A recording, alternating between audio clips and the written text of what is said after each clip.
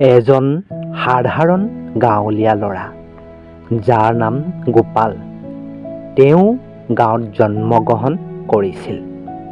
সৰু বয়সতে মাটিৰ পথে খেলা, গৰু চৰোৱা আৰু কৃষি কৰ্মত ব্যস্ত আছিল।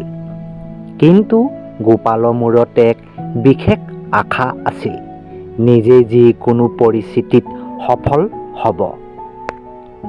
গোপালৰ পৰিয়ালৰ মূৰ্ছাৰ দৰে তেওঁ গাঁৱত শিক্ষা সুযোগ খুব কম আছিল। তেওঁ য'ত আছিল সেয়া আছিল এক দৰিদ্ৰ গাঁও, য'ত প্ৰাথমিক শিক্ষা তথা যান্ত্ৰিক সুবিধা নাই।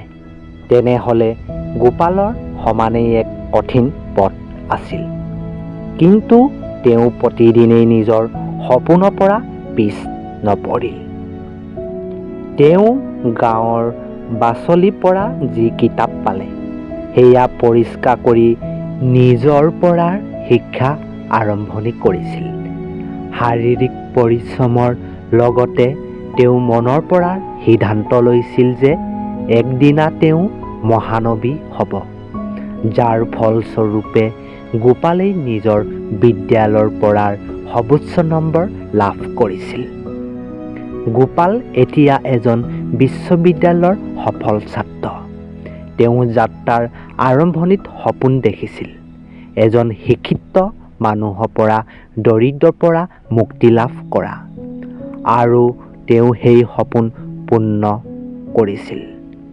তেওঁ গাঁৱত নিজৰ পৰিয়ালৰ পৰা উত্তৰ পৰিস্থিতি বিচাৰাৰ বাবে আগবাঢ়িছিল।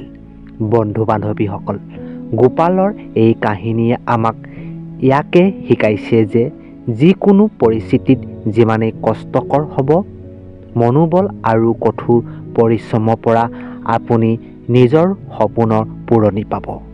আপুনি নিজক বিশ্বাস কৰক, পথ খুজি পালোতেই সকলো কঠিন বুজিব পাৰিব। এই কাহিনীৰ মাধ্যমে এক গাঁৱলীয়া ল'ৰা আগ্ৰহ, সংকল্প আৰু পৰিশ্ৰমৰ বিষয়ে প্ৰেৰণা দিয়া আমাৰ এই ভিডিঅ'টোৰ মূল উদ্দেশ্য। আজিলৈ ইমানেই। অন্য এটি ভিডিঅ'ত লগ পোৱাৰ প্ৰতিশ্ৰুতিৰে আজিৰ সকলোৰ পৰা বিদায় ল'লোঁ। ধন্যবাদ।